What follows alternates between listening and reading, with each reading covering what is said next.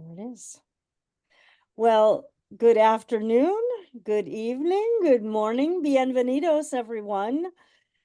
If you are here watching me live, you are here for Cultivating Voices live poetry. I'm your host, Sandy Yannone, joining you today from Old Saybrook, Connecticut, on the Atlantic seaboard in the United States. A very, very hearty welcome to all of you as we have our first of our final three readings of the first half of the year season, and then we'll be going on our summer hiatus. But we are making an amazing run of it as we head to into our final three readings of the season. And we begin, of course, always the first Sunday of June with our Poet's Focus. And today, the Poet's Focus is on the word notebook. It'll be really interesting to see how our featured poets, there's 12 featured poets, they'll each have up to 5 minutes apiece. That doesn't mean you all need to use all your 5 minutes, but they'll have 5 minutes apiece. And I'm really eager to see how you're going to interpret the word or utilize the word in what you're going to bring forth for our listening pleasure this afternoon, evening, wherever you are in your time zones. I want to give a big shout out and hearty welcome to those of you, of course, here live with me in the Zoom studio. Thank you so much for joining us live. I always think we have the best seats in the house. Hello to all of you that might be watching us live on Facebook as well. And we deeply appreciate the hundreds of you that watch the recordings of the program in the weeks after this live program. And that is thanks to the curation and dedication of Don Krieger. So thank you, Don. Of course, we can't also do the program without Kim Ports Parsons and all that she does behind the scenes to make what I do or don't do maybe look a little easy. So thank you. A big shout out to Kim, who's joining us today. She's out on the West Coast. Well, everybody, I'll just re-mention it's 5 minutes apiece for our first 12, and we have those first 12 readers for today already set. If you are just joining us and you're hoping to read, we are to the waiting list. Please do feel free to put your name in the chat, and we'll get to as many folks as we can. Well, as we move through the program today, I do want to encourage and really ask that first, if your poem or poems require a content notice, to be in support and solidarity and respect for our listeners for any material that might that might be have triggering content in it. Please do provide that content notice. I leave that to all of your good discretion as to what those things might be. And of course, that will give our listeners an opportunity to press mute just for the duration of your appearance, and then be able to listen to the rest of the poetry and enjoy the reading. I want to remind you all that the chat is live, and of course, use the chat enthusiastically and respectfully to show your appreciation for the poets today. Well, our first poet, let's get to the poetry, with just a reminder that if you are hoping to get onto the wait list, please do put that in the public chat. Please don't send that privately to me or to Don or to Kim. Particularly for me, I'm not monitoring my private chat that often. So you'll want to make sure that you are in the public chat so that it's transparent that and Kim can pick that up with great ease, the greatest of ease, and get everybody in. Thank you so much. Get everybody in to the program. So without further ado, let's go to our first reader today. Our first poet today, joining us from the beautiful state of Colorado, in the Rocky Mountains, Kate Wegrzyn, and Kate will be followed by Ron Bremner. Welcome, Kate. Oh, so wonderful to be here. And life is magic sometimes. This morning, I got up unexpectedly early in the morning, and there she was, a doe. And the sun glistened on this immediate arrival of her newborn fawn. Glistening. I was half awake. I had to rub my eyes and say, my goodness, a miracle. A notebook has many phases, imitating the sun and the moon.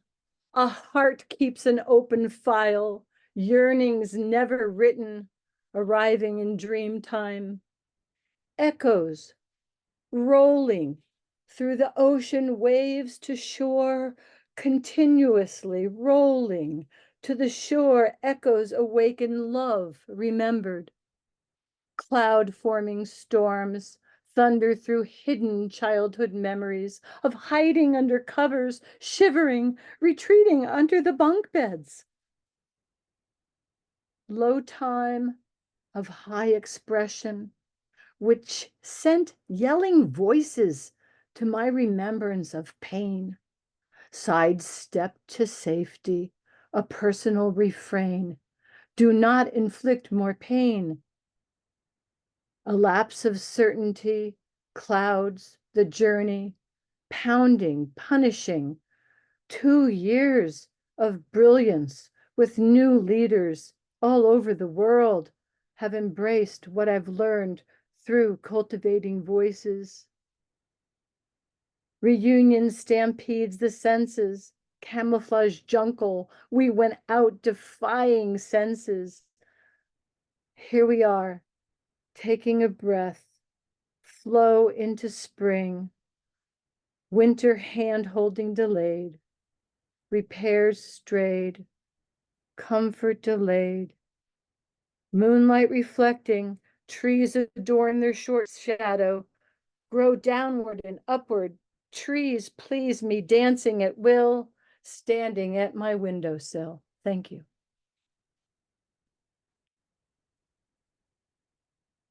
Well, that is Kate Wegrzyn kicking us off magnificently into our June reading series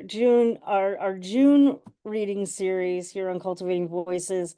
Our Poets Focus today on the notebook. I loved what you said about, a notebook has many phases. It does. When I think about how I've utilized my notebooks over the years, they have had many phases. That's really wonderful. Thank you so much. Thank you so much. Well, before Ron joins us, Ron Bremner joins us on the mic. I'll just share with you what Ron has put into the chat, and it's a very good example of what each of you are welcome to do, which is Ron announced that you'll be one of the featured readers at the just wonderful Brownstone Poets open mic, and I love that series too. Patricia Kerrigan, of course, is your host there, out of New York, and so for the very modest fee of $5, you can go to just a wonderful open mic. A number of you attend Brownstone, so you know what I'm saying. So, congrats, Ron. Great that you'll be there in Brooklyn on Zoom on Saturday, June 29th. Congratulations. And while I'm sending the little congratulations out, I'll just put one in for someone else who's in the room. Thomas A. Thomas's new book has just has just come out or it's in pre-order, Thomas, I encourage you to put that in the chat as well. So please use the chat, folks, to share your, your good news with folks about what's going on in your poetry world. And now we'll get to hear from Ron Bremner. Welcome, Ron. Great to see you. Hi, everybody, and thanks, Sandy, for mentioning the feature next June 29th. Yeah, I had a little difficulty coming up with something for notebooks, so I had to take a trip to the bizarro world to find something. And I come up with this. A notebook of my errors laughed as it recalled times that my solace fell on its face in the mud outside the Palace of Versailles. The notebook was wounded when its foot stepped on a nail protruding from Hercule Poirot's nose. This notebook sang the praises of Sigmund Freud chocolate and Lawrence Ferlinghetti strawberry, its two favorite flavors of ice cream. I warned my notebook that eating too much Freud or Ferlinghetti could cause constipation. But the notebook smacked my face and hired a hansom cab to take it to the Metropolitan Museum of Art, where it smeared Sensodyne toothpaste on one of Monet's water lilies. Having followed the notebook and noting its mischief, I stuffed it into my pocket and brought it home kicking and screaming, stopping on the way for some Kentucky Fried Chicken, which it gobbled vociferously. As punishment for its misdeeds, I sent it to bed without dessert, warning of spankings and graver circumstances should it recalibrate. I then settled down to a dinner of falafel and a pita and prepared for a night of misadventures and miscalculations. Thank you and have a pleasant afternoon. That's Ron Bremner, everyone. What a great idea to personify the notebook, right? I mean, and this is one of the things that I particularly, love about this open mic when we do a Poet's Focus or when we do any reading, really, is the good ideas that we can borrow from others, shall I say. I won't say steal, I won't say poach, I won't say, that we can really borrow. What a great idea. I love that. And I love that you weren't quite sure what you were going to do with notebook, and here you are, you bring like this really clever way of utilizing the prompt for today. So thank you so much, Ron. And I think I have a reading on the 29th, but we'll see what I can do time-wise if I can hop in there on Zoom. Thanks for joining us today. Well, next, good friend in Olympia, Ken Burch, and I'll be in Olympia. Hi. I'll be in Olympia from June 4th to June 18th, off and on. I'm getting ready to come back to the Pacific Northwest, and maybe I'll get to see you in person this trip. So thank you for joining us. Good to be here. I hope everyone's well. I hope everyone can hear me. I read Harvey's thing a couple of weeks ago, and there was some issues with my audibility. But so I'm gonna. So here I go. Yeah, this is a bit lengthy. I think it should fit within 5 minutes. But I just came up with a preface that makes this work. It's a poem called Two Blooms, but preface is flowers, whether they mean to be or not, are notebooks of all which is written around them. 1. In the Capiche, the red bellflower you shared with the world when you sang of the magic Angelita Hueneman made with her loom in her little home in the south of Chile, making the blanket you did not live to see, you live again, Victor. And so also live all who were killed in Pinochet's jails, all who were disappeared, some thrown from his life-hating Air Force's planes, some tossed from his treasonous Navy's vessels, more lost later and later and later in the 18 years when all that was art, all that was dance, all that was music true and driven by Mapuche drums and flutes, All that was poetry, are we sure yet how Neruda died? All that was free was erased, was burned, was smashed to bits, though even then, even in the midst of the great crushing, still living, softly living in the unseen places where life can bloom, even when what has been life has been wiped out of the visible surface of the audible soundscape of what is known in the lived moment. In those places, always, and now in all places, your song lives, Victor Hara, your brave song, and when it is played, you live as well, and what you died for, dying in the rage-red blossom of dreaming, screaming hope. When you died, truthfully singing your song as you prophesied in a song written when you knew you were soon to die, and died by means no one should have to die for. All that lives in the Capique. Its ever crimson petals holding the color they meant to blur, they meant to dim down to less than gray. Color of the lost workers of all ages, the vision of the world not yet made, but living within them always, living in their children and grandchildren, for which they lived each day and accepted the fate they faced on the day set to be their last. The vibrant shade of the fluid which fuels life and leaves us at its end. That marching, singing hue, Pinochet, Nixon, and Kissinger did all they could to rip from the sight of all. Its petals forming a floral womb.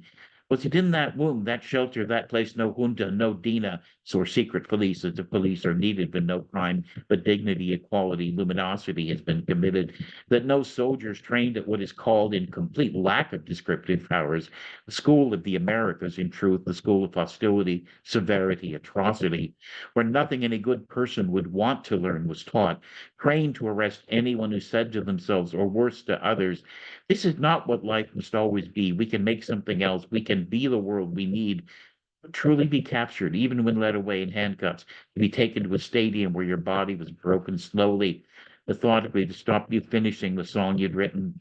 There, the song smuggled out of the place of slaughter by those who risked their own slaughter to sneak it away and give it to the world. Some who were then taken to security prisons or places whose names we will never discuss or cover, where after hours, dates, weeks, months, years, time has no bounds.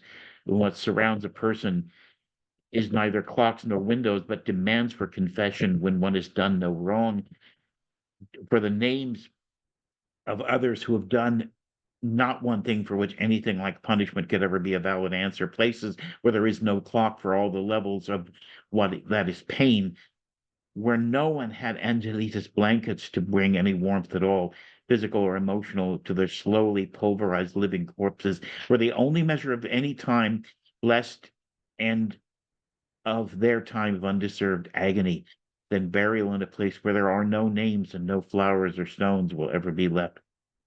Who would know where to bring them? In silent yet deafening answer, is it that in that womb, that floral womb where all still blooms, which, in spite of the State Department, the junta, Wall Street, and IT&T, which carries on rising always, where no one and nothing else dared, containing in its womb petals all joy, all rage, all wounds, seeking remembrance, seeking removal? Was it in that womb that the dream, in the hour when it was nearest to death, was kept alive?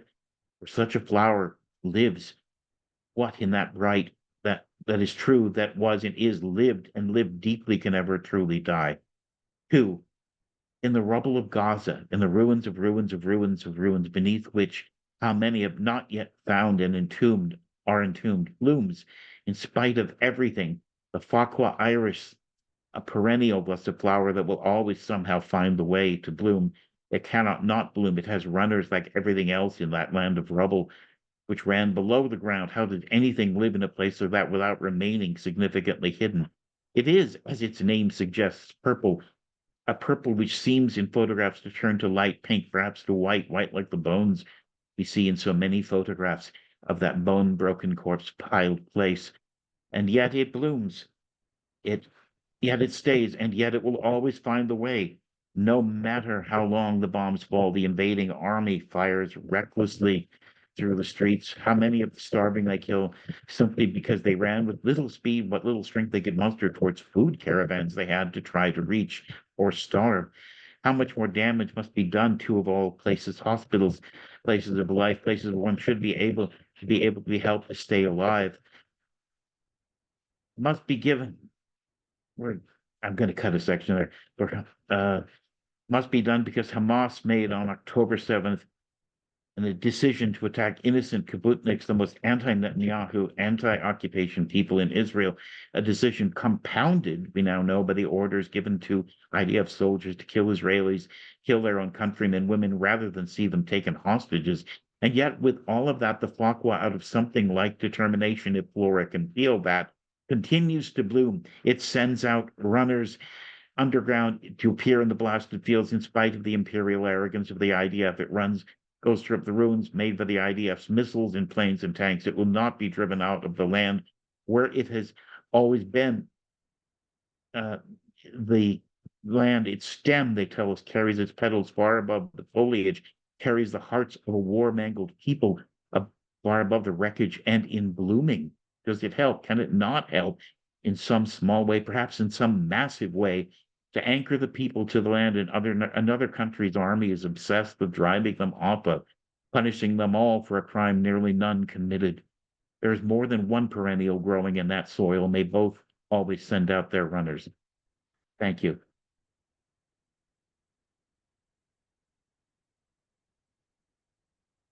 You know, I want to really encourage you to look, if you're looking to publish your work and you're writing longer poems.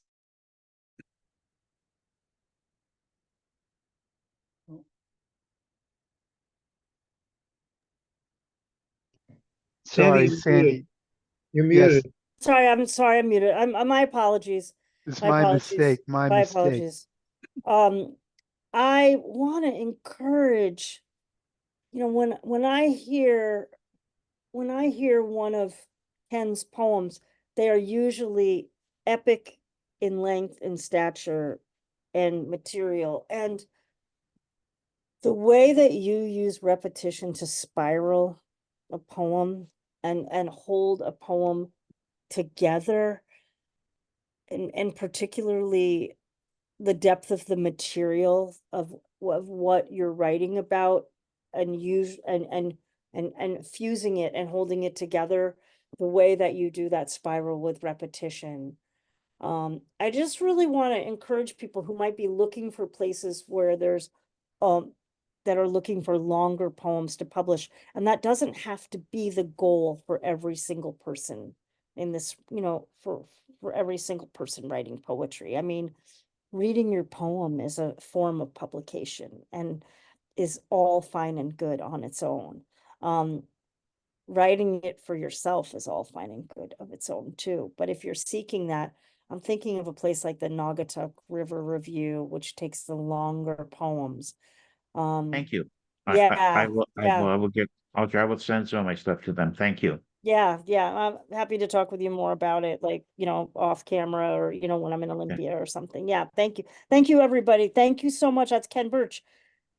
Well, we go further up north, Canada, Northern Ontario, David Brydges, who, yeah, please do make that announcement about your upcoming event for folks too that might not have been here when you shared it with us. Yeah, next weekend, June 7th and 8th, Northern Ontario's only Poetry Arts Festival is happening at a little town of less than 1,000 people in Cobalt in northeastern Ontario.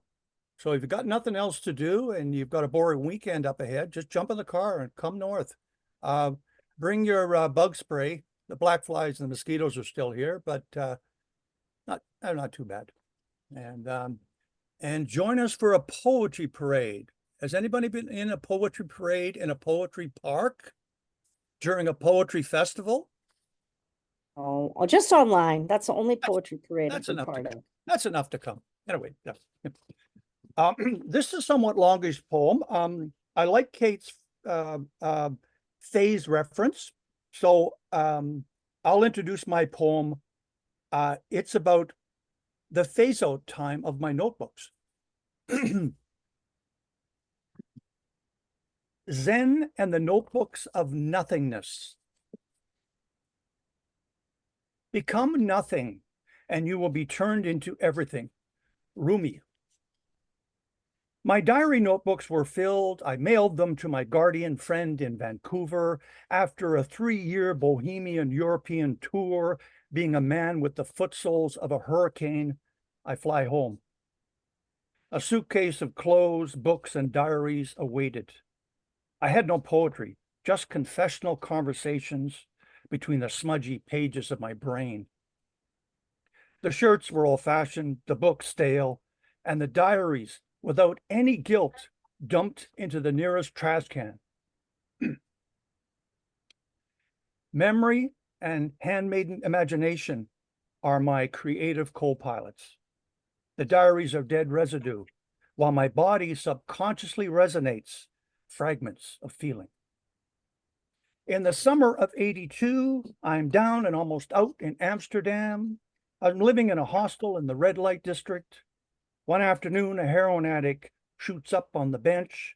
He invites a passerby woman to have sex. Nobody seems shocked except me in the freest city in Europe.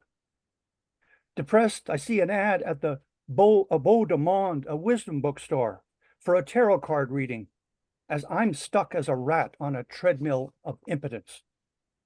Monica instructed me to write down 3 things I want to manifest. 1, a job, 2, a place to stay, and 3, reconnect with my girlfriend. Given an affirmation clearing my body of self-talk static.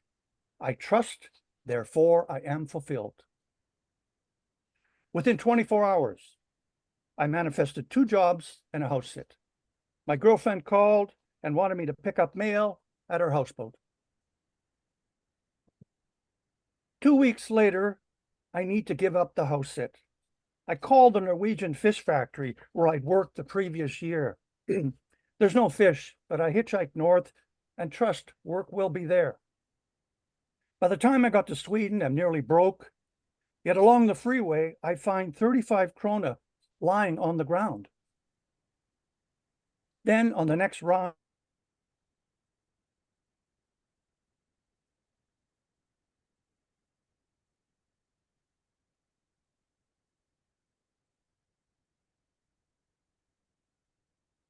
Folks, oh, so sorry. David has kind of frozen up north, even though it's not the season of that.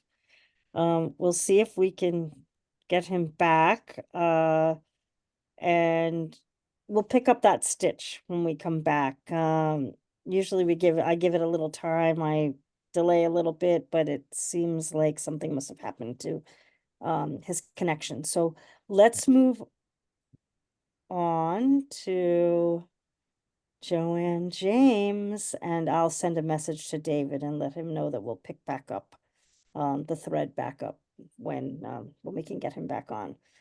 So welcome, Joanne. So good to see you today, and looking forward to hearing your poem or poems. 5 minutes. I'm here. Yeah. You know what I've done? I was very excited about this and what people would read. My first thought was to read something I wrote called Notes on the Face of Reality. And I walked around and I just wrote everything I saw. Well, I couldn't find that this morning. So what I'm going to read from is my, I'm going to put it here.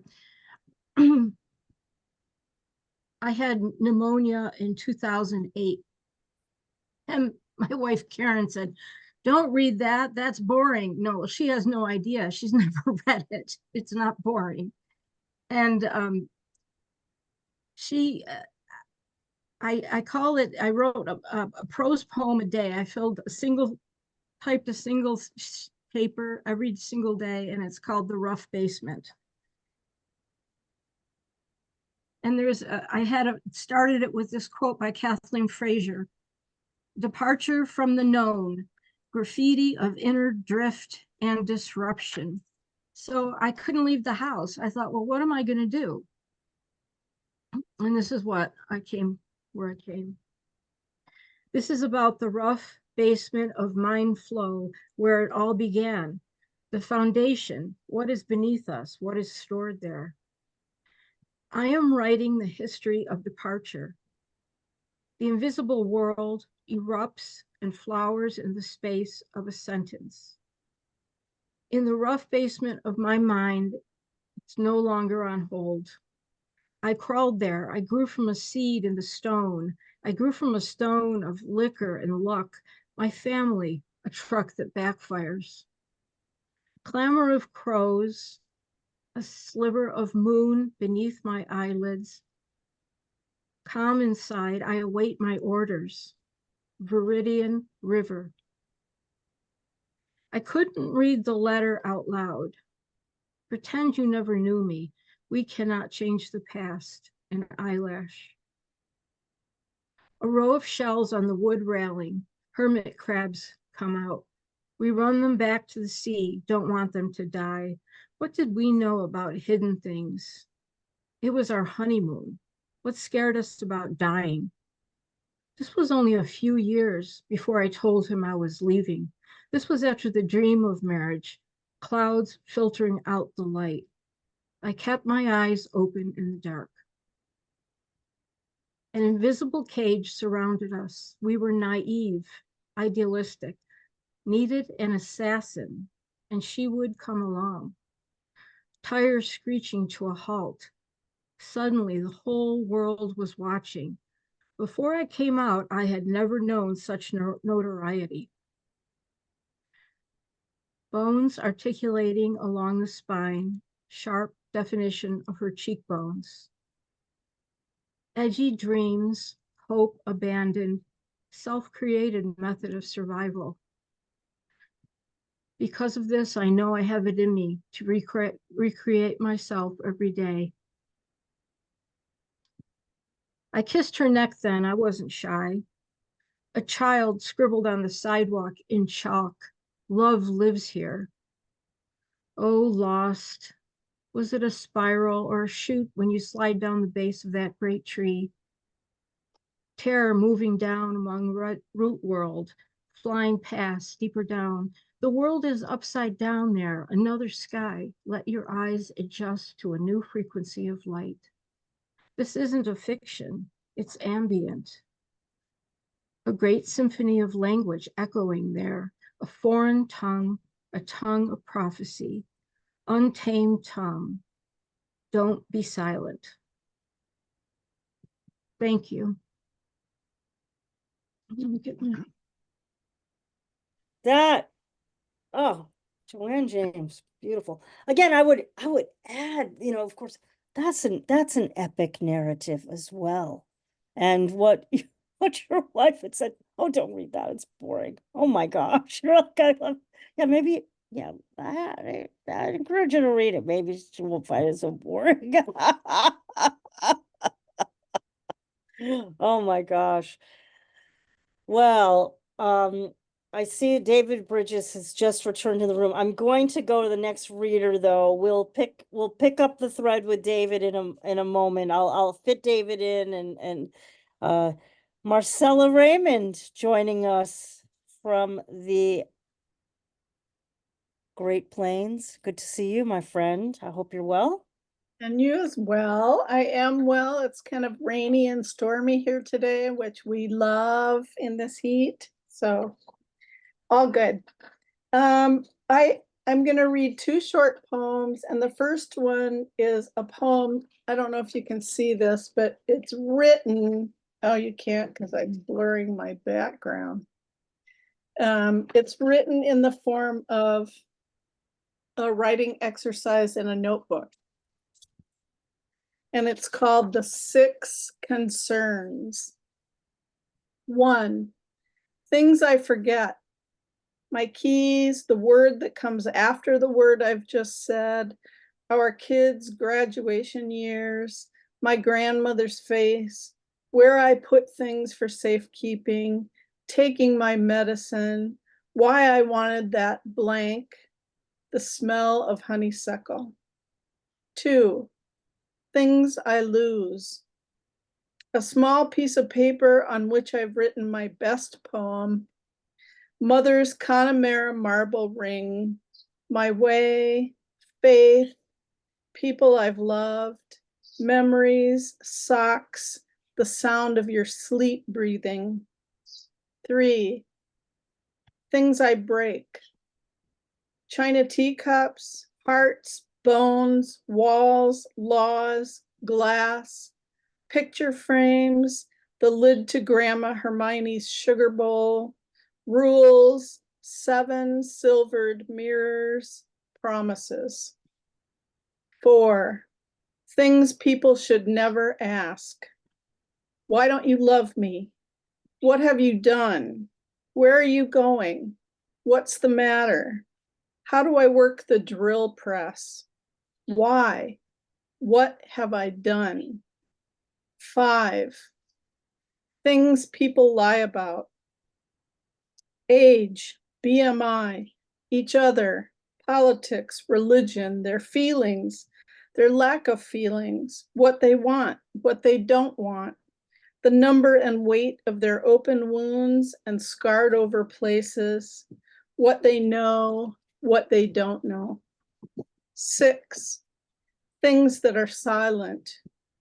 Night, solitude, bare feet, outer space, indifference, snow, a woman who isn't heard, peace, a cat padding along a wooden fence, a woman whose words have been taken away, peace, endings.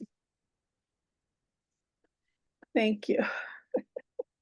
And this next poem is called, is an actual notebook poem called Spirals. In the bottom of a shoebox tucked behind Thumbelina and a bowling bag on my closet shelf, I lucked upon you. Under a torn prayer flag, that blue spiral notebook dared me to open it. And there you were, spread across 2 pages, your hair caught in the spine's wire, still so sure of yourself. You stretched your legs beyond the notebook's edge. My breath caught. I pleaded, begged you to stay put, not to dredge up that emptiness I try to fill with hobbies, grocery shopping, yard work, British crime shows, until I can fall asleep, until the hard heart of grief softens to an ache. So as you lifted up from the page, reached for me, I folded you in again, made a Scotch tape seal, locked your spiral cage. Someday I'll get you down again when I'm feeling too settled, too unmoved, when I need the pain to remind me of endings, of loss, of you. Thank you. That's Marcella Remund, everyone. Again, you know, a wonderful creative use of the word notebook to simulate the prompt inside of a notebook. And those mini litanies, I love those kind of poems because they are themselves the essence of inspiration for potentially more poems. You know, they're like the mirror when you have 2 mirrors together and sometimes they hit that sweet spot where they reflect into the scene into infinity. That's what I feel like that poem does. It has all the potential to keep casting itself into infinity. It's a really, really ingenious way to have brought the word to us today. Thank you so much. Well, I'm going to have Isaac Cohen join us now, and then I'm going to bring David back for, I know it's not ideal, but I don't think we have the time to have you start over. So if you can find a good place to enter into the poem, sorry about that, but let's go to Isaac Cohen now, and then we'll come back to David Brydges.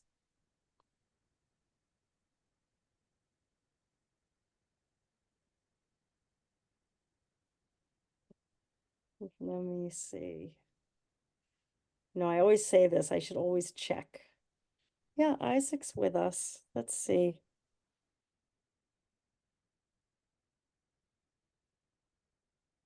Well, I'm going to go. Now I'll go to David and then I'll come back to Isaac. We'll see if Isaac is able to get on camera or online, but let's go back to David Brydges now. Thanks, Annie. Apologies. My computer. No, of course. No need to apologize. I'm hitchhiking up to Norway to the fish factory. So kindness followed until I arrived, but still no fish to process.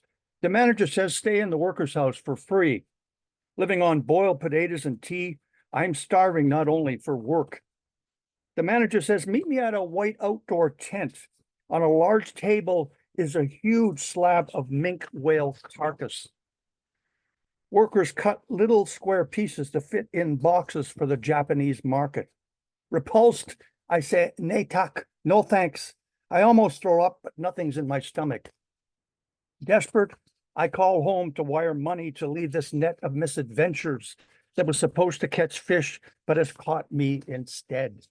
I hitchhike back through Finland and get a ride with a fisherman who speaks no English and has his prized salmon in the trunk. We pass a lake. He points, telling the same fish story.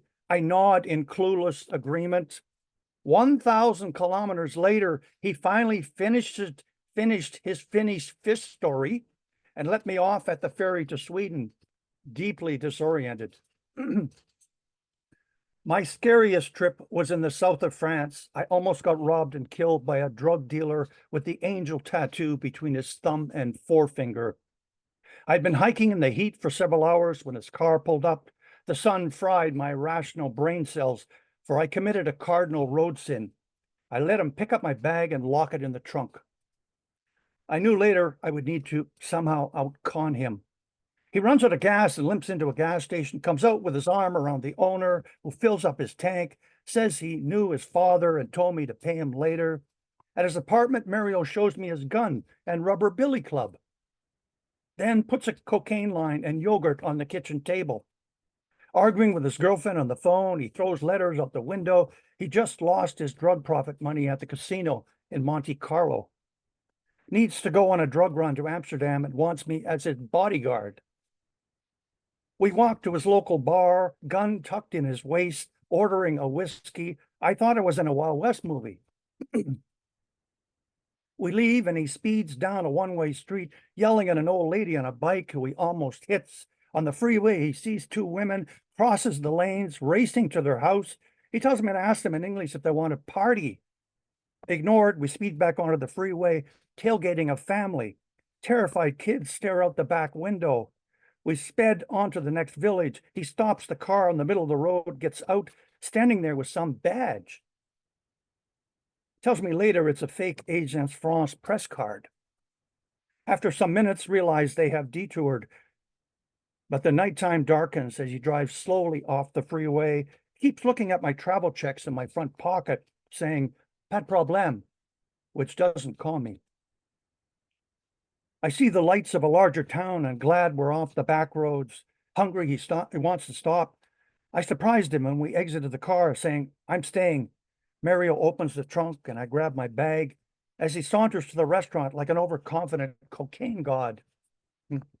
Relieved when the stop sign turns green, walk across the street, a little streetwiser, where there's nothing more to do.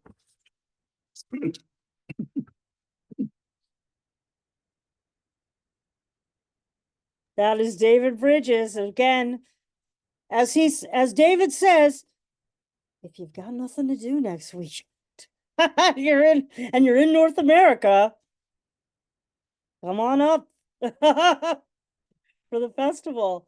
Please put that information in the chat. I'm gonna just ask very quickly. I'm gonna see if Isaac can join us. If not, I'll ask, I'll come back to Isaac at the end of the features. Because it looks like Isaac may be off camera, off mic. This is technology, my friends. This is technology. So, okay. I owe the biggest of apologies to Debra Peri. My eyesight has been such that I have always seen the I as an L. That is the honest to goodness truth of the matter, Debra. And I've known you for a long time. And I can't even believe it. Oh, that's okay.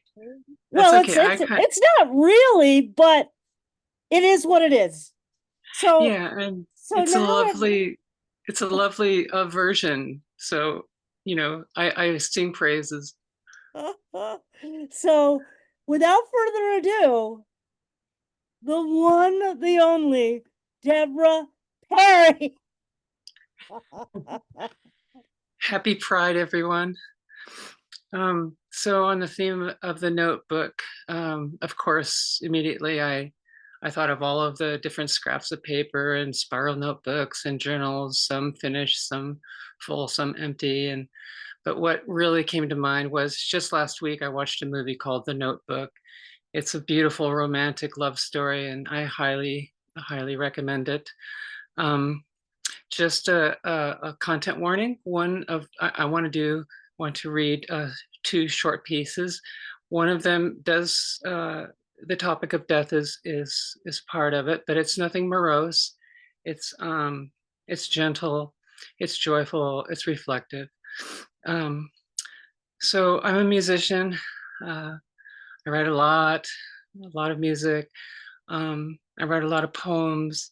Some start as lyrics for songs, some end up that way. And so these are actually two pieces for an album that I'm going to be releasing later this year. And I don't know, I'm just really, as I read it, it's hard for me to not sing it. So I'm going to do my best to just read through. So this is the first one, and these are for Savon.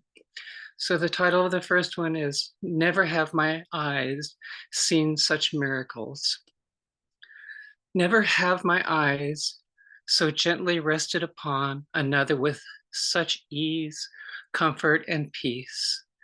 The sun shine bright upon your picture, a melting, no, a fusion of dichotomies.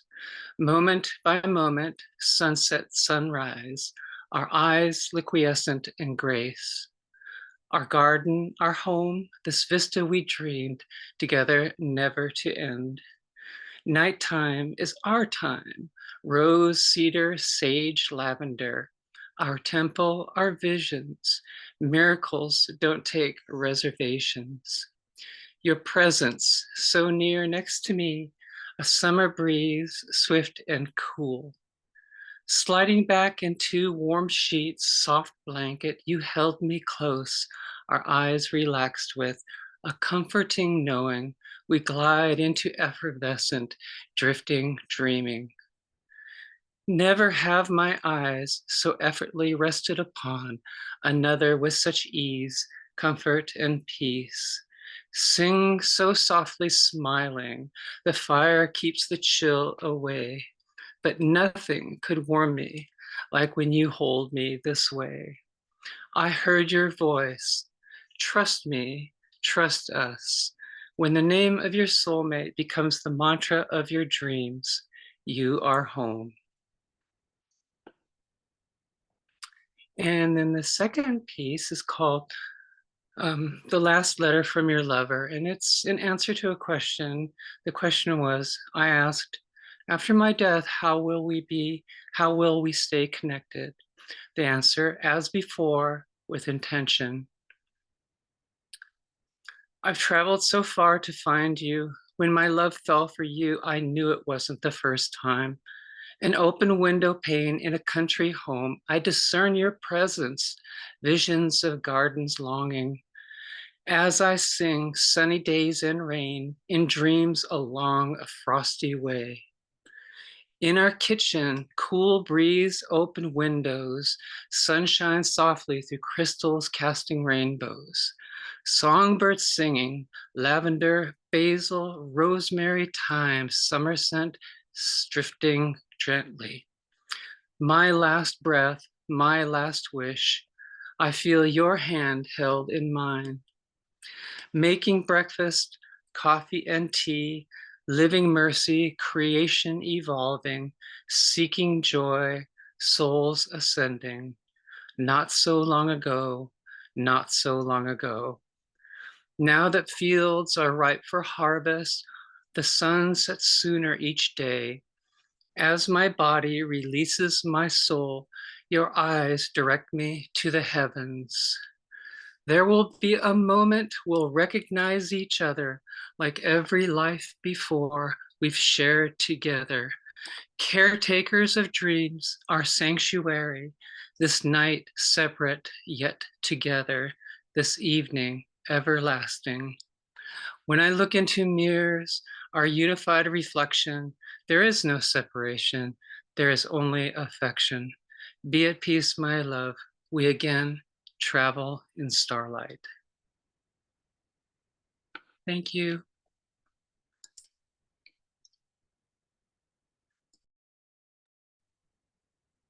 Oh, I love those poems.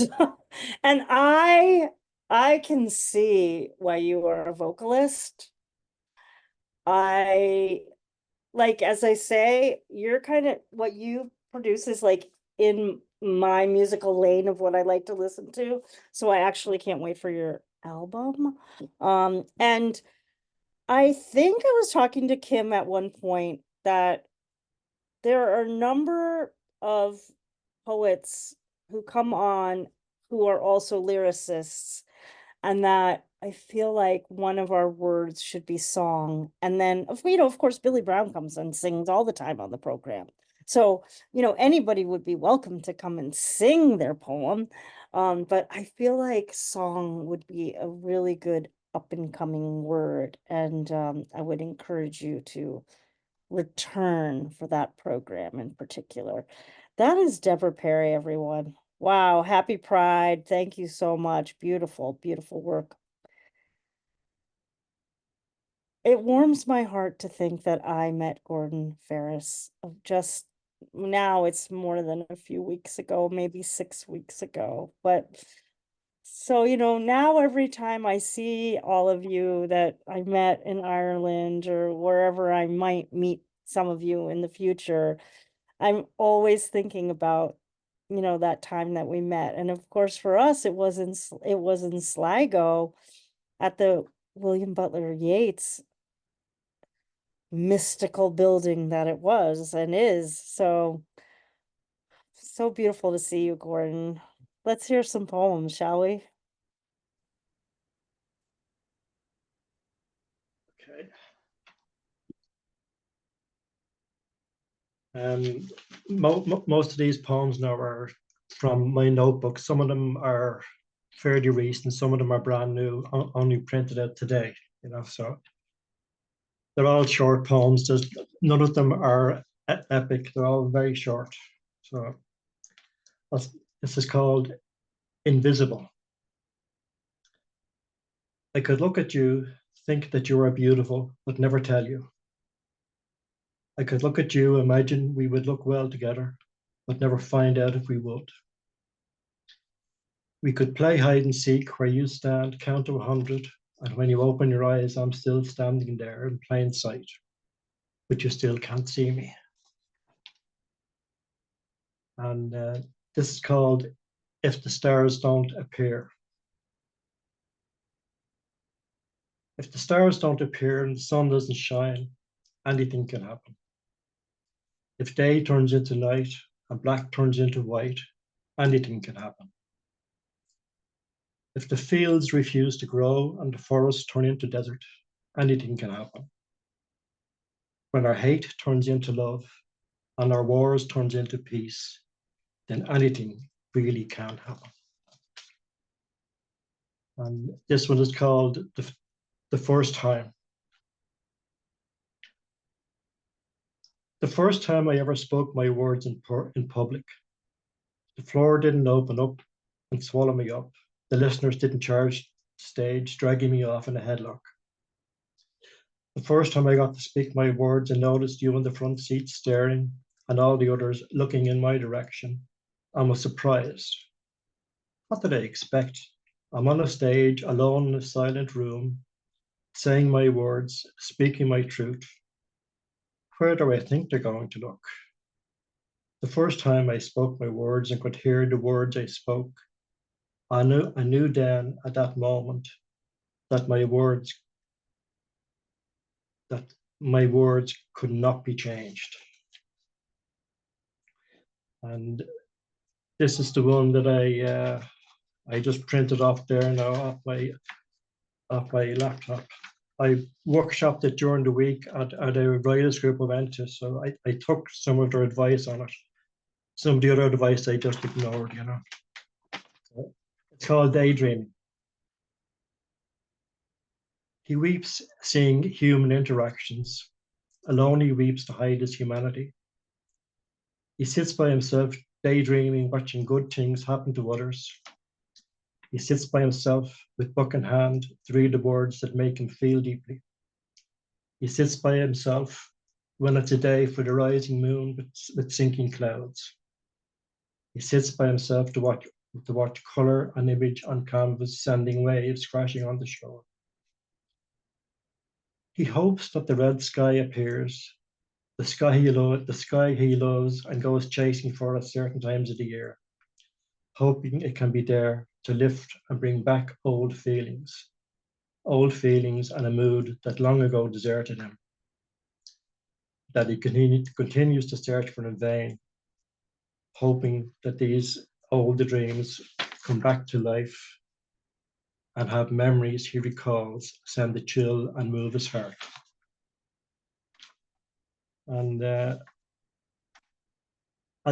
probably told a few of you that I'm writing a series of poems about my daughter, and I add onto it every now and again. You know, it's to be in 3 sections: before she was ill, during her illness, and afterwards. This is a piece that I wrote now just recently. It's about trying to get her to go out and walk and exercise and do stuff like that. There's no name on it yet. Anyway, here it goes. I try to get you to walk because you need to, but you're hard to get to move. I know I drive you nuts, make you angry, but I have to stimulate you. I have to persuade you to work, go on past the pain, but it's just too much for you and I to bear, so I let it go. I try to enter your world because I need to, but it is so hard to find. I know it drives you nuts, it makes you angry, but I have to understand you. I have to make your life better. I have to describe what is on the screen when the film is not audio described. And it's hard with some of the occult things you watch. And that's it now, folks. That's it. Thank you. Thank you. You know, for pulling so many different things from the notebook. I'm pulling so many different things from the notebook. This is why at the end of every program, everybody, I say keep writing. You know, the range of things that we need to tell each other, we need to tell ourselves, that we need to share. Really great example of that from Gordon Ferris. Thank you so much, Gordon. Well, now over to Cork, another site of longing for me now. Catherine Ronan, hello. Hello, Sandy. Hello, Kim. Hello, Dan. Hello, everyone. I have a super short poem for you, and it's called Lost Notebook. You showed me your scar that summer. I drew it in my notebook and wondered all my life what had taken a knife to you, but let you bleed into shadow. I kiss that scar in my sleep sometimes, rub it with a trace of feather, break the spine of my longing in the ink of it. Do they have telephone books in Ireland? They did. They did. They did. You know, someday I'm gonna come over and we're gonna go out to we're gonna go to a shop and find a vintage telephone book, and I'm just gonna say, just read me the telephone book. You know what I'm saying, everybody? Right. Right. Terry's clapping. Sylvia's, yeah, right. Telephone book. Man, you had me from the first line. Wow. I love the idea of the law. Everybody, another great prompt. What's in the lost notebook? Everybody can write their own lost notebook poem. That's it's you really, maybe next year, Kim, we'll have a lost notebook poets focus. We had notebook this year. A year from now, we'll come back with a lost notebook, which of course then would be found. There you go. All right, that's the best I can do. So I'm going to turn to Vanessa Smith because Vanessa will be able to do far better than I can at this point. Hi, Vanessa.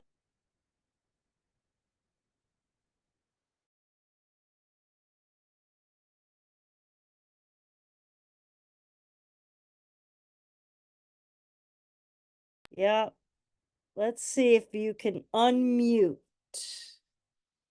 Vanessa Smith, I see you there. Maybe she is frozen. Does she look frozen to some of you? Okay, let's come back to Vanessa. The newest in our octogenarian club. The one and only Billy Brown. Happy birthday. Oh, thank you so much. I never felt stronger or happier in my life. Yeah, 80 is a wonderful age. And I had no idea that I would have a poem about notebooks, but I quickly created two of them. They're very short. The first one is called A Notebook of Birthdays. April, May, June is filled with birthdays from my life. April 17th, my deceased daughter's 46th birthday. May 16th, my deceased big brother Peter's 82nd birthday. May 20th, my 80th birthday. May 25th, the 84th birthday of my parents' wedding. May 28th, my son's 42nd birthday. And June 28th, my granddaughter Nevada 9th birthday. Lots of celebrations going on over here. And then as another short poem, I attended the concert last Sunday of Sunday Chatter. And the first piece that was played, I often write poems when I'm listening to classical music. The first piece that was played was a short, very gentle, very beautiful piece by Carlos Simon, who I think is the composer in residence at the Kennedy Center. And it has been adapted along with others of his music to a ballet, we were told. And this piece is entitled Be Still and Know. Be Still and Know.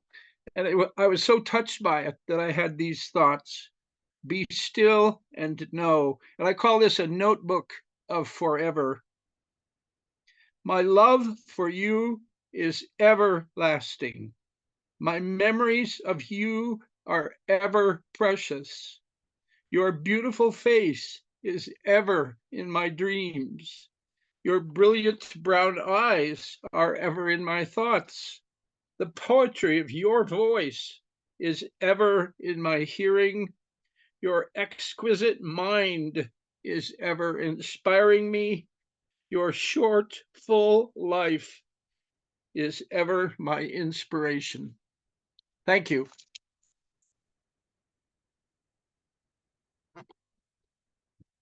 I love all the celebration in your life. I think it's, the older I get, the more I want to breathe life into myself. And now obviously everybody knows I'm full of a lot of air and not the kind that we would always want. So, If anyone is looking for a purpose of life, try mine on. My purpose in life is joy. yeah, yes, yes, yes. Beautiful, beautiful. That's Billy Brown, everyone, joining us from Albuquerque. Thank you. I'm looking forward to seeing you later this month, of course, as well. All right, I'm going to briefly try one last time to see if we can get Vanessa or Isaac to unmute before we go to the open to our waiting list. And I just have a feeling they're frozen in their screens. It's the trickster energy is with us today, obviously, ever so slightly, it looks like. Okay. All right, friends. We go to our waiting list. I am so excited to introduce the first person on our waiting list today, Kara Briggs, who, if you did not see here in the States, very recently was awarded the James Welch Poetry Prize from Poetry Northwest, one of 2 Indigenous poets in the United States receiving that award, with a poem of consequence and conscience. And I'm glad you remember Cultivating Voices. I'm glad that you're my former colleague. I'm glad I know you. But I'm really, really excited that your book is forthcoming and that everyone is going to be able to read much more of your work, knowing also that you're an accomplished journalist and accomplished in so many other realms, genres. But I'm so excited people are going to be able to read your poetry very, very soon in book form. So welcome, Kara Briggs.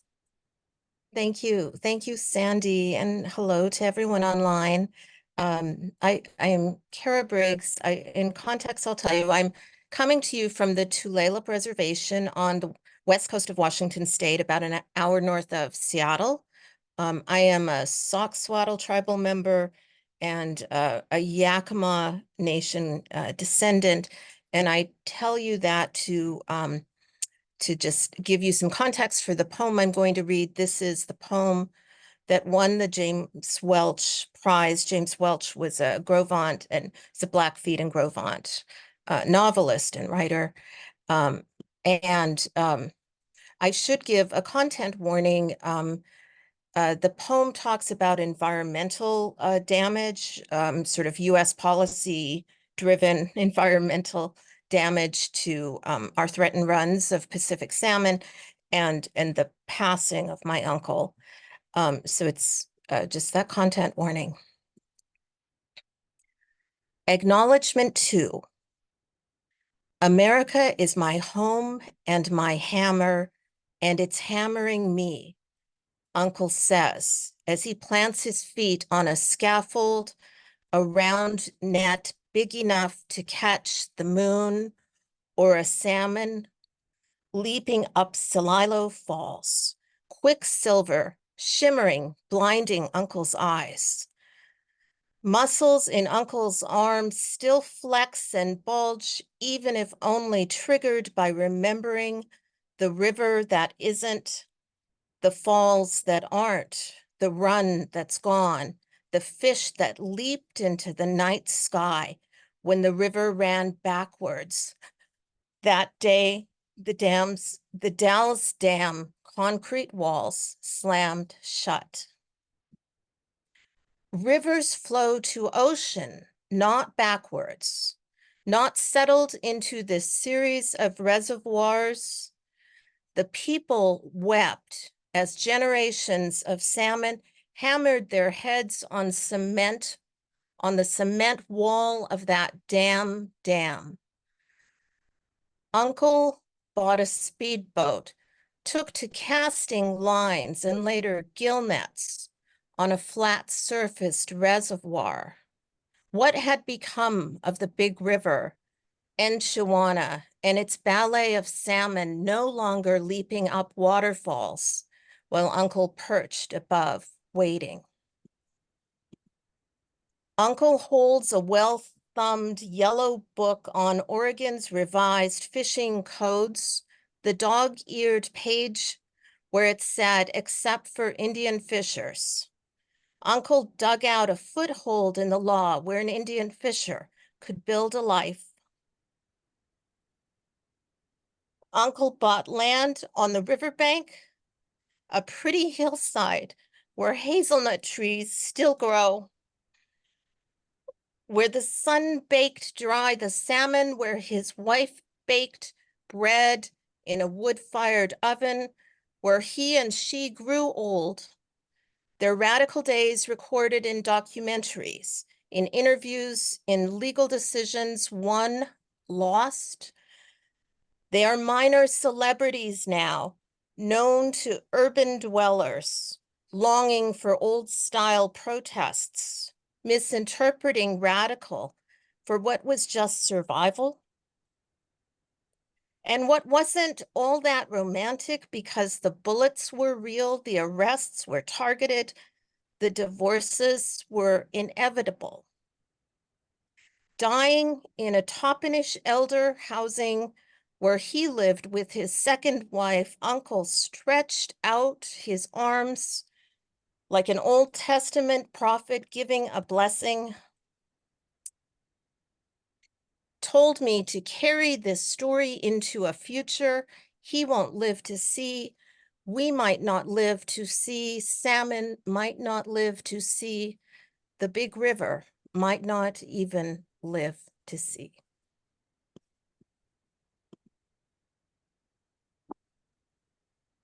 I think you're muted, Sandy.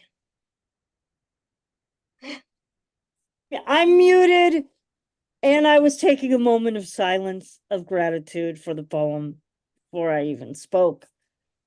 That's Kara Briggs, everyone. And that is this one of two poems this year that won the James Welch Poetry Prize at Poetry Northwest, which is in North America, one of the preeminent journals in the country, and a very, very prestigious prize. Thank you for sharing the being a member of Cultivating Voice and sharing the poem with us here. And the fact that the poem is called Acknowledgements to Everyone, heads up, that means there are other acknowledgement poems, okay?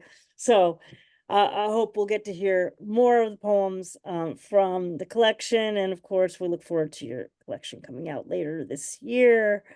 And thank you so much. Well, yes, there was we had a little misstep in the queue, so I'm gonna get to Anne after Thomas reads. We are doing very, very well on time, everybody. So let's go to Thomas A. Thomas and yes, your new book. Ooh, say a little bit about it before you read your poem. Well, it's just out. I also put the author page from Moonpath Press, thanks to Lana Heckman Ayers. Moonpath. And yeah, I couldn't be more delighted than to join that club now that they'll have me. But yeah, the book is My Heart Is Not Asleep, and the birthday date was June 1st of 2024, and it's available all over the place. I should have physical copies in my hand soon. And my heart's beating, You can pull them out of the haystack when you come on. Maybe, well, yeah, after Wednesday, I should Yeah. have to show and to sign and send. But so this is not from that notebook. I have an older one, but called Notes Filed Under Silence. I was going through the notebook and I found number 1. Late night and snowing. I'm in my car between New York and Detroit, sleeping on the front seat, parked beside the interstate, alone. I wake up. You were in the back seat, writing on a legal pad, compiling lost thoughts and filing them under silence. 2. You tell me silence is rarer than death. Usually this sandstone amphitheater hisses sounds of waterfall pouring down into green bowl, sandstone pool, source of the water's path toward river, and birds, frogs, insects echo songs among blank canyon walls. Now it is dry, except for a few puddles where carp float like koi.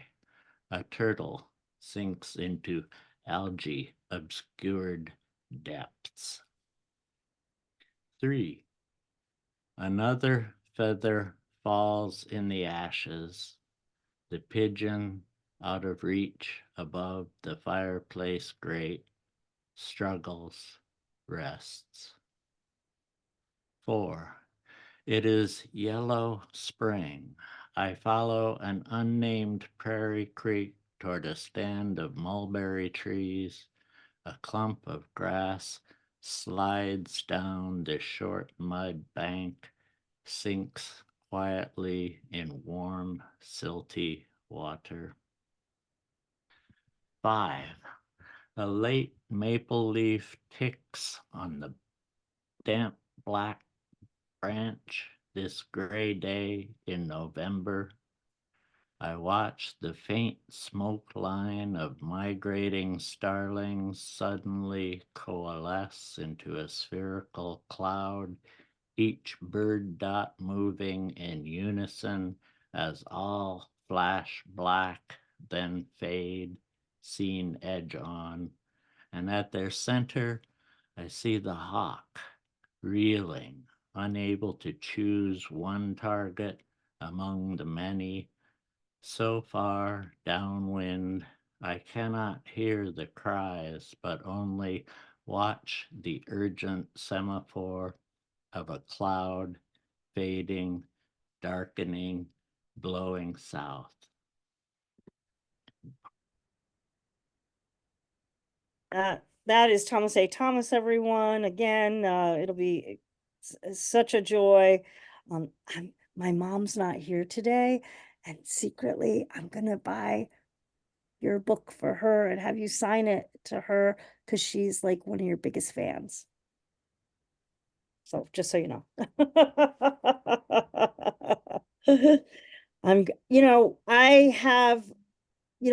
had the joy this year of being able to travel more than usual, and it's really genuine when I get to meet people in person on the road, and Anne's one of those people that I got to meet. So I'm really thrilled that I got to see you, Anne, this year already, and hope maybe I'll get to see you again. So let's hear a poem, shall we?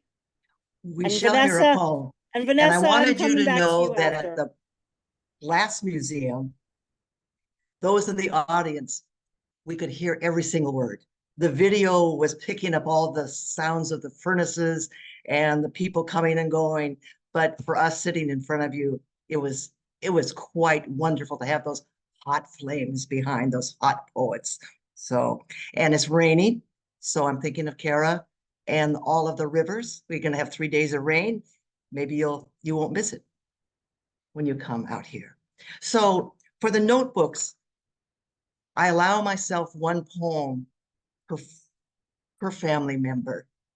And the eyes of my poems are usually not me, but assumed. And this is to an infant. It's for Adasuk Cornelius Frank, my grandson, who went to his senior prom last night. And he looked great. This is a neighborhood in Seattle.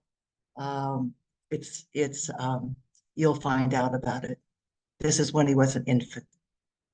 To an infant for Adasuk. The bright light settles you here on the porch, glassed in. I hold you, your arms and legs tucked to your chest as if in the womb. I show you what is out there, what's down those steps.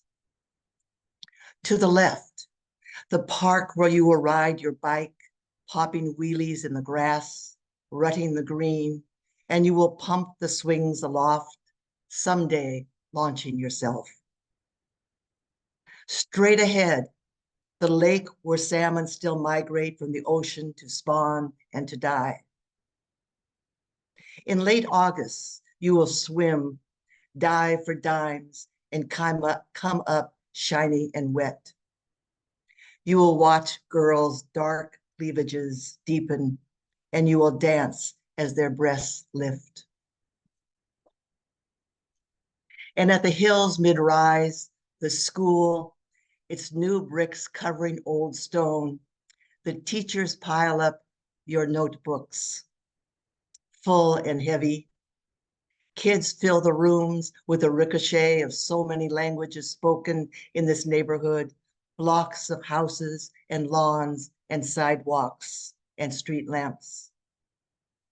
Your language will be English, Thai, Spanglish, hip hop, Somalian, Quechan, Mandarin, Rez, a mix native to you and your friends. But for years, after you learn to walk, you will come home each night, up these stairs for a while, to touch your mother's shoulder, and at the dinner table, you will edge your father over a little more each night. For a while you will, that is.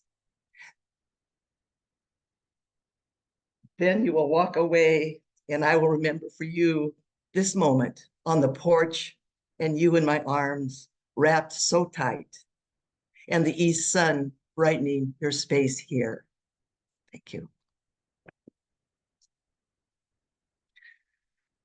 You know, what a beautiful poem, and Thank you. a poem that, you know, it's a deft, miraculous poem that can span a life, you know, like do it from infancy to whatever age. And whether that's in reverse chronological order or, you know, however it does it, like, oh man, that can just bring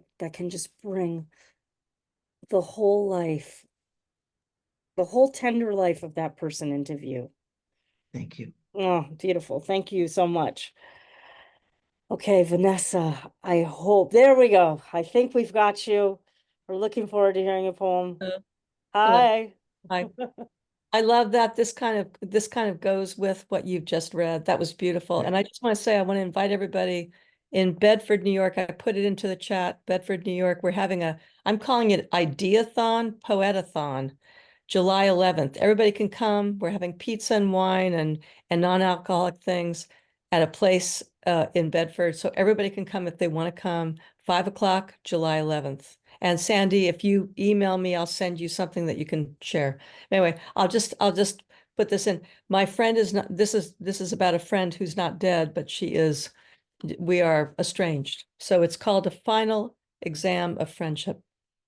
I see her on foot slicing through trees, woods of fresh greens and reds, an animated, agitated Tom and Jerry cartoon, like Cutoff, a quick run, the mother-daughter of this, her life, versus my plain spoken friendship.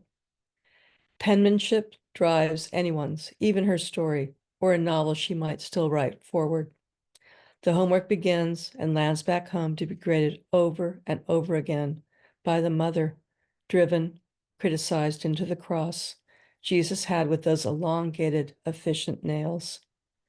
Jesus, for her, unbelieved in, might even swoon when he reads her work, time fallen through. Her Germanic parents and grandparents still do not like surprise. She and her years are not the worst mistakes. Just die them. Disappear into lavender pills and a drop foot, and the stillness of not being provoked to love anymore. I used to only have eyes for her, and then she stopped looking at me.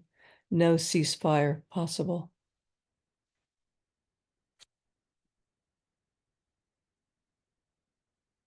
My gosh, the things that are emerging from everyone's notebooks today. Incredible, incredible poems. I'm going to try one last time. Let's see if we can get Isaac for one poem. And if not, I'll close us out for the day. Yeah. Again, the trickster energy around the globe is alive and well, obviously. Well, we did our best by everyone who was having computer issues today. I wish you all well, and of course there'll be another opportunity to read.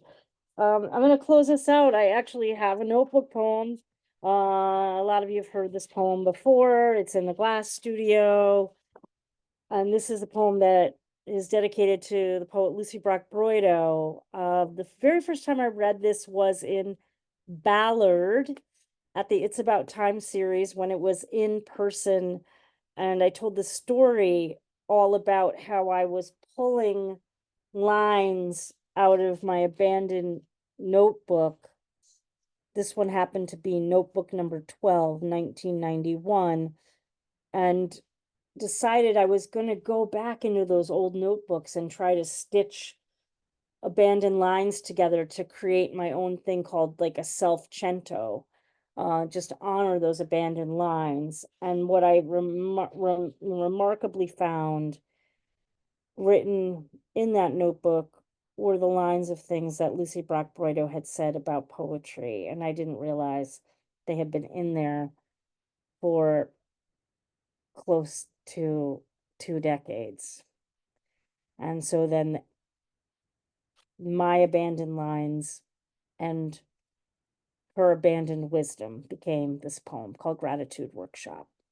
Notebook number 12, 1991, for Lucy Brock-Broido, 1956 to 2018.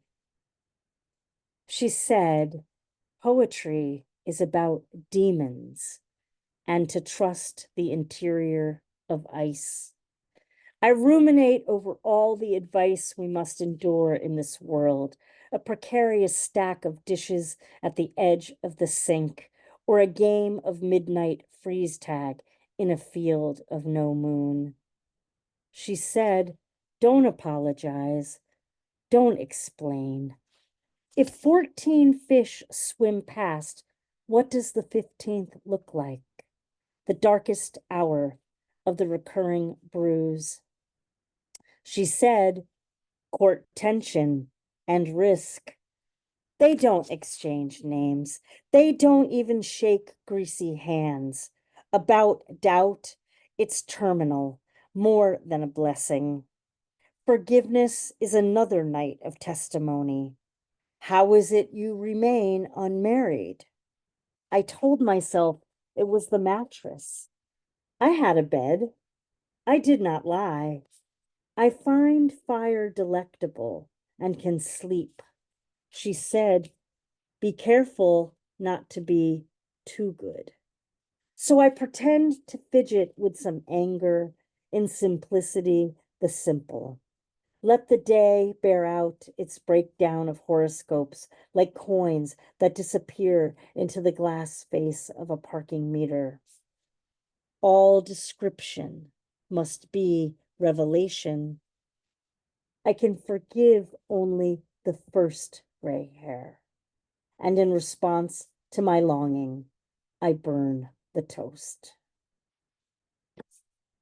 Well, that's it for our program today, everyone. Our poets focus on notebook. Want to thank Karen Poppy for inspiring me to read that particular poem.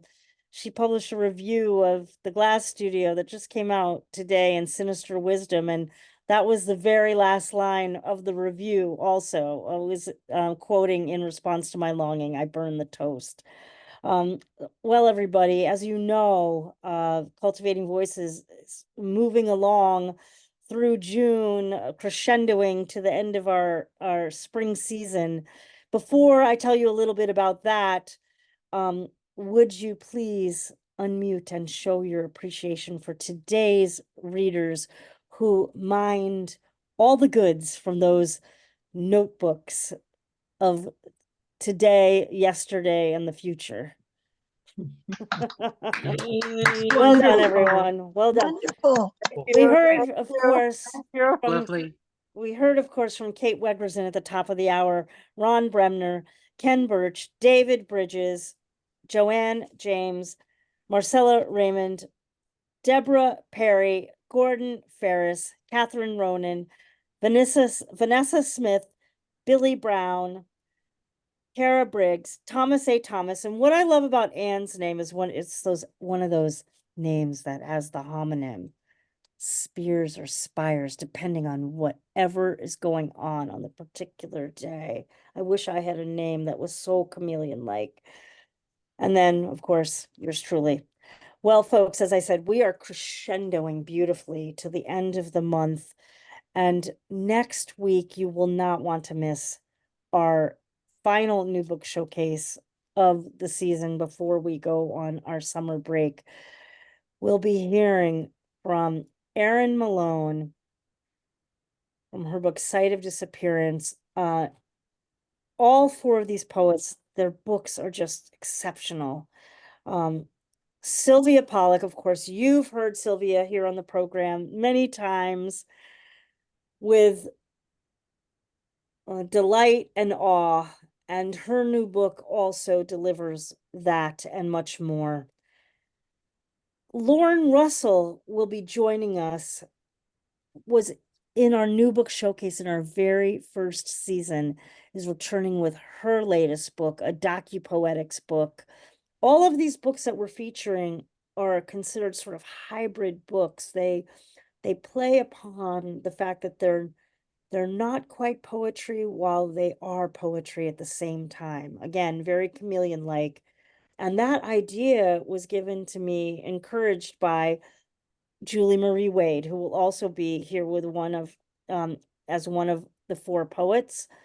And Julie will be reading from her book, Otherwise, which is a finalist for the Lambda Literary Award, which will be announced in just a few weeks, and has also won the Firecracker Award. So you've got some fantastic poets coming up next week, June 9th. And Julie said to me, well, even though it's not the Poetry Pride Parade, I think any reading I do in June is for pride. So I hope you'll join us in the spirit of pride and poetry next week. That'll be our new book showcase. And then to close out our spring season, of course, will be our 5th annual Poetry Pride Parade on June 16th. We have a host of featured readers. And of course, those of you who are not one of the featured readers this time around can also join us on the open mic. We have a true parade of poets for the Poetry Pride Parade. So I do hope to see you in the next 2 Sundays if you are able. Thank you so much again for joining us today to open up our month of June. I'm Sandy Yannone, your host for Cultivating Voices Live Poetry. Of course, everyone, do what I always say, to the best of your ability. Take very good care of yourselves. Take exquisite care of your beloveds. And look at what we find in those notebooks that we keep writing in. So keep it up, my friends. We'll see you next Sunday for the new book showcase. Take care.